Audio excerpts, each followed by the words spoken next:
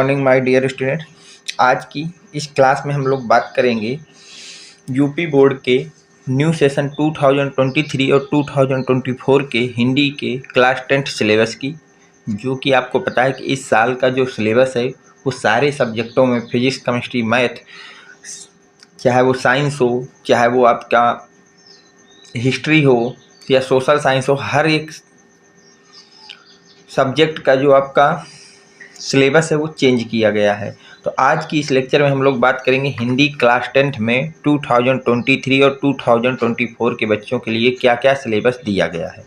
सबसे पहला बेटा, यहाँ पे जो क्वेश्चन आना है वो आना हिंदी गद्य के विकास का संक्षिप्त परिचय।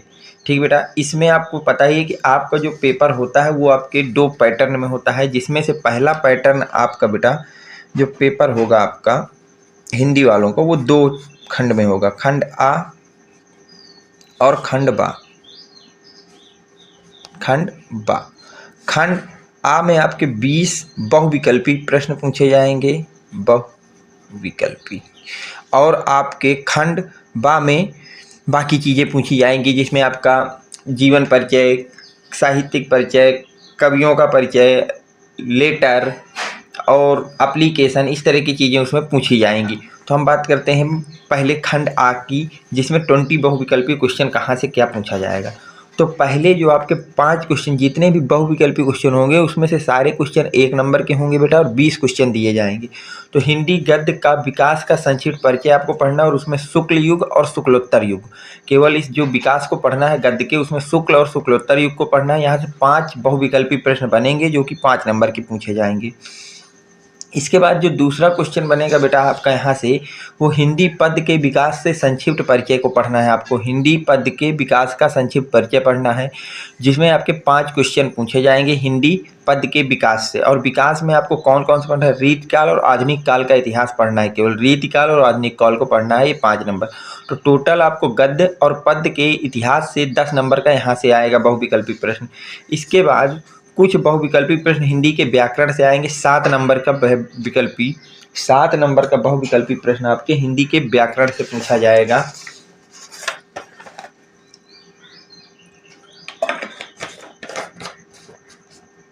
जिसमें से पहला प्रश्न समास बेटा 2 नंबर, 2 बहुविकल्पी समास के पूछे जाएंगे। पर्यायवाची का 1 बहुविकल्पी पूछा जाएगा।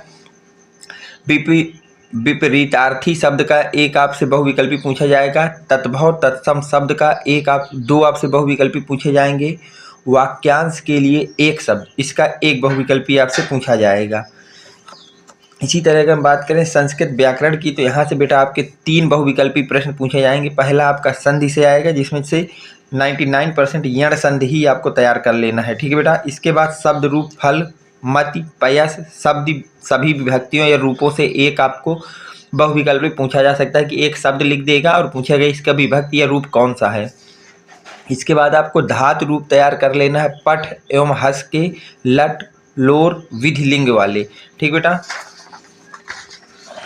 एंड लट लकार और लडरकार आपको तैयार कर लेना, ये 1 नंबर का आएगा। तो ये टोटल 20 बहुविकल्पी प्रश्न में क्या क्या तैयार करना है कि बहुविकल्पी प्रश्न आपके 20 के 20 वहाँ हो जाए। तो मैंने एक आपको पूरी अच्छी तरह से बता दिया है कि 5 बहुविकल्पी प्रश्न हिंदी गद्य से आएंगे, 5 बहुविकल्पी प्रश्न हिंदी पद्य से आएंगे, 2 आपके समास के बहुविकल्पी होंगे, 1 पर्यायवाची का, 1 विपरीतार्थी का, 1 तद्भव तत्सम के 2 होंगे, वाक्यांशों के लिए 1 शब्द का 1 होगा, संस्कृत व्याकरण से 3 पूछे जाएंगे।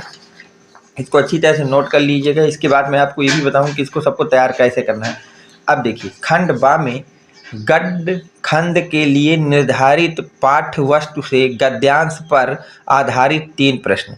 अब आपको गद्य खंड दिए जाएंगे। क्या दिए जाएंगे बेटा? गद्य खंड दिए जाएंगे, और उसमें से आपसे कहेगा, उसमें 3 क्वेश्चन दिए जाएंगे और जिनको पढ़ करके आपको करना होगा। एक गद्य दिया जाएगा, उसको पढ़ना होगा, और उसको पढ़ करके उसके 3 क्वेश्चनों का आंसर देना होगा। प्रत्येक क्वेश्चन 2 नंबर का होगा और टोटल 6 नंबर का आएगा। टोटल कितना आएगा बेटा? 6 नंबर का आना है। वो कैसे आएगा देखो हम बताते हैं। एक पहले गद्य दिया जाएगा, इसके 3 क्वेश्चन इसमें पूछे जाएंगे, जिनके आपको आंसर देने होंगे। वो आपके 6 मार्क्स के आएंगे, 2-2 मार्क्स के तीनों क्वेश्चन होंगे। इसके बाद अथवा लिखा होगा बेटा वहाँ पर, फिर एक गद्य आपको लिख के दिया जाएगा, फिर उसमें 3 क्वेश्चन पूछे जाएंगे।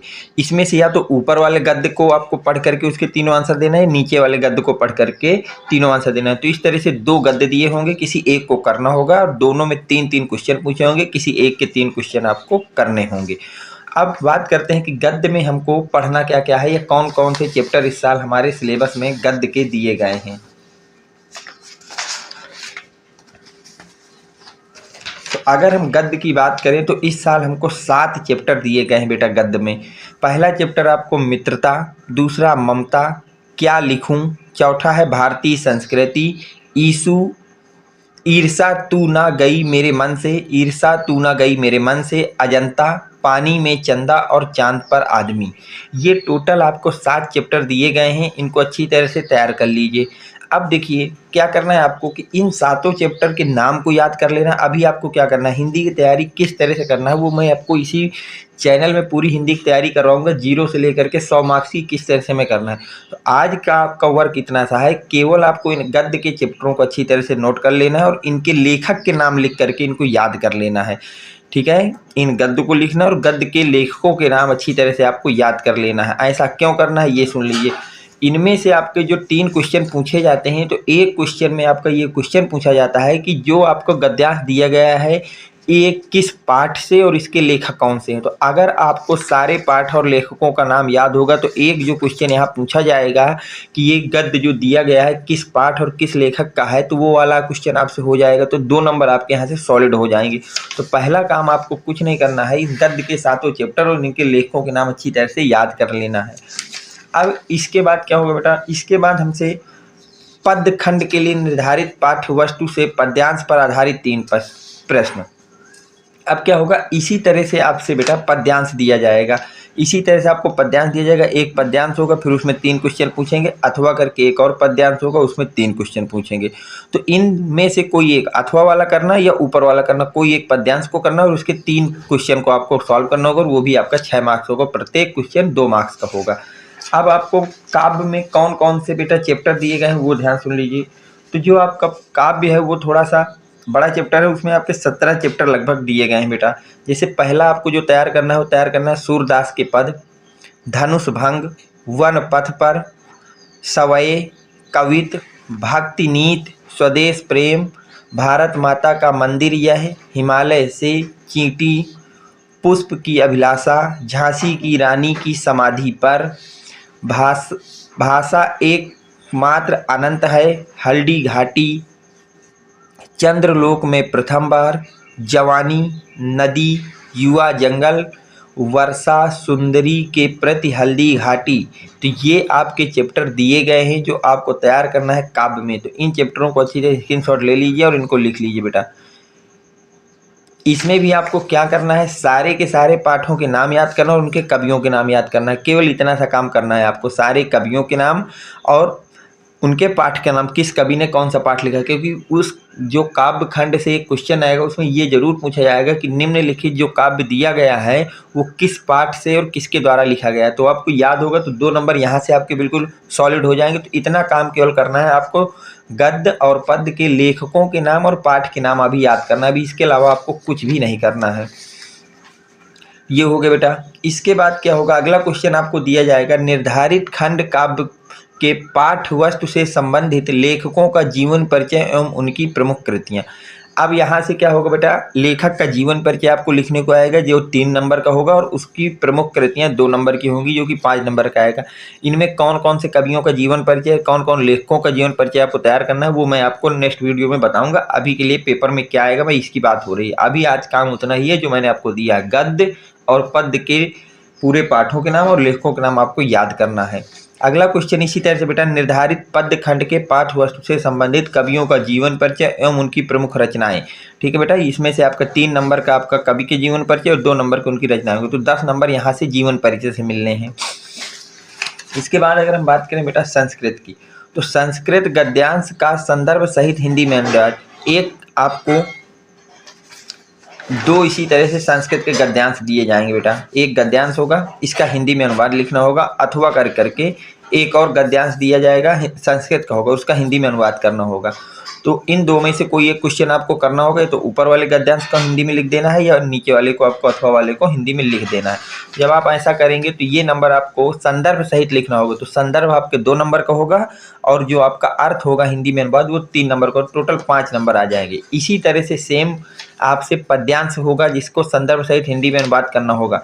एक पद्यांश दिया जाएगा और अथवा करके दूसरा दिया जाएगा, तो उसका संदर्भ लिखना होगा और साथ में उसका क्या लिखना होगा, हिंदी में अनुवाद। तो 5 नंबर के होगा। संस्कृत से गद्यांश और पद्यांश का हिंदी में अनुवाद और संदर्भ सहित अर्थ को लेकर के बेटा 10 नंबर का होगा। तो बात आती है हमें संस्कृत में कौन कौन से चैप्टर पढ़ने हैं। तो संस्कृत में आपके 10 चैप्टर दिए गए हैं इस साल बेटा। पहला है वाराणसी, अन्योक्ति विलासा, वीर वीरड़े पूजते, प्रबुद्धो ग्रामीण, देशभक्त चंद्रशेखर, केन की वर्धते, छादोग्योपनिषेध, षष्ठो ध्यान से आरूढ़ी, श्वेतकेतु संवादय, भारतीय संस्कृति, जीवन सूत्राणी। तो ये आपके 10 चैप्टर हैं। आपको केवल इन चैप्टरों के नाम याद कर लेना है भी, और इसके अलावा आपको कुछ नहीं करना है। पद्यांश को गद्यांश को कौन सा आएगा पेपर में, किस तरह से हमको तैयार करना है, वो सब आपको आगे की वीडियो में समझाया जाएगा। केवल आपको इनके पाठ याद कर लेने हैं। ठीक, यहाँ तक हो गया बेटा। इसके बाद क्या होगा, संस्कृत खंड के पाठ्य वस्तु पर आधारित प्रश्नों में किन्हीं 2 प्रश्नों के संस्कृत में उत्तर दीजिए। आपको एक संस्कृत खंड क्या होगा, उसमें से 2 क्वेश्चन पूछे जाएंगे, उनमें से किन्हीं 2 क्वेश्चनों के आपको आंसर लिखने होंगे संस्कृत में। ठीक, इसके बाद अगला क्वेश्चन आपसे होगा काव्य सौंदर्य के तत्व में, जिसमें रस, हास्य और करुण रस की परिभाषा, लक्षण, उदाहरण सहित आपको समझाना होगा, 2 नंबर का आएगा। अगला क्वेश्चन होगा छंद, दोहा, चौपाई, परिभाषा, लक्षण, उदाहरण सहित इसको तैयार कर लेना है। छंद, दोहा, चौपाई को तैयार कर लेना है, 2 नंबर की। अलंकार को तैयार कर लेना है, उपमा, रूपक, उत्प्रेक्षा, परिभाषा, लक्षण, उदाहरण सहित 2 नंबर का, ये भी पूछा जाएगा। इसके बाद बेटा लोकोक्ति तैयार कर लेना है, मुहावरे तैयार करना है। लोकोक्ति एंड मुहावरे तैयार करना है, अर्थ एवं काव्य प्रयोग सहित, ये 2 नंबर का पूछा जाएगा। नेक्स्ट आपको तैयार करना है अपनी पाठ्य पुस्तक में से कंठस्थ कोई एक श्लोक। आपको 2 श्लोक तैयार कर लेने हैं अपनी पाठ्य पुस्तक से, जो इस प्रश्न पत्र में ना हो। केवल 2 श्लोक तैयार कर लेने हैं और दोनों श्लोक जो तैयार करना किसी एक ही चैप्टर के तैयार करना है। बस संस्कृत का श्लोक तैयार करना है और दोनों के दोनों जो श्लोक तैयार करना है एक ही चैप्टर के तैयार करना है। एक आपको वहाँ पे लिख के आना होगा। तो ये विशेष रहना, 2 श्लोक आप तैयार कर लेना, 2 नंबर का यहाँ से पूछा जाएगा।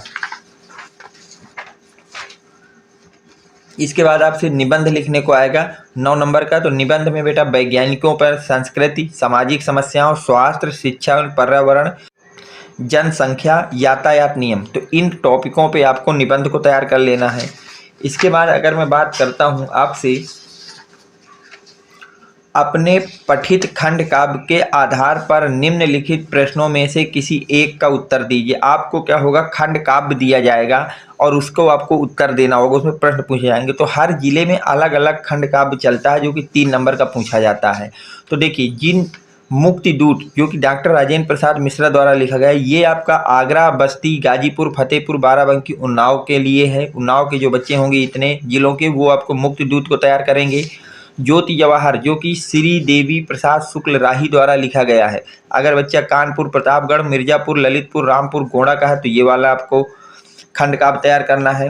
इसी तरह से अग्र पूजा पंडित राम बहेरी शुक्ल, अगर आप इलाहाबाद, आजमगढ़ या मथुरा से आते हैं तो आपको अग्र पूजा को तैयार करना है। मेवाड़ मुकुट गंगा रत्न पांडे द्वारा लिखा गया है। बुलंदशहर, देवरिया, बरेली, सीतापुर, सुल्तानपुर, बहराइच, अगर आप इन जिलों से हैं तो आपको मेवाड़ मुकुट खंड काव्य को तैयार करना है। जय सुभाष विनोद चंद्र पांडे द्वारा लिखा गया बेटा। लखनऊ, सहारनपुर, फैजाबाद, बांदा, झांसी, हरदोई के जो बच्चे हैं वो जय सुभाष को तैयार करेंगे। नेक्स्ट आपसे जो पूछा गया है बेटा वो अगला है, मातृभूमि के लिए डॉक्टर जयशंकर प्रसाद त्रिपाठी द्वारा लिखा गया है। गोरखपुर, मुरादाबाद, शाहजहांपुर, लखीमपुर, मैनपुरी, मुजफ्फरनगर के जो बच्चे हैं वो तैयार करेंगे मातृभूमि के लिए। डॉक्टर जयशंकर त्रिपाठी द्वारा लिखा हुआ खंड काव्य को तैयार करना है। कर्ण खंड काव्य की अगर हम बात करें जो कि केदारनाथ मिश्र द्वारा लिखा गया है, इसको तैयार करेंगे अलीगढ़, जौनपुर, बलिया, हमीरपुर, एटा के बच्चे। अगर बात की जाए कर्मवीर भारत जो कि लक्ष्मी शंकर मिश्र द्वारा लिखा गया है, इसको मेरठ, फर्रुखाबाद, पीलीभीत और रायबरेली के बच्चे तैयार करेंगे। अगर हम बात करें टुमुल जो कि श्याम नारायण पांडे द्वारा लिखा गया है, उसको वाराणसी, इटावा, बिजनौर, जालौन अल्मोड़ा या अमरोहा, बदायूं के बच्चे ऐसी टेस्ट तैयार करेंगे। तो ये आपके ज़िलों के लिए हैं। तो इतने आपके खंड का आप किस ज़िले में कौन सा चलेगा ये भी मैंने आपको बता दिया है। तो ये आपका हिंदी का डिटेल सिलेबस है 2022 और 2024 के स्टूडेंटों के लिए। उम्मीद करता हूँ कि ये वीडियो आपको पसंद आया होगा। अगर वीडियो पसंद आया है तो वीडियो को लाइक कर दें, चैनल को सब्सक्राइब कर दें। Thanks for watching. Next video coming soon.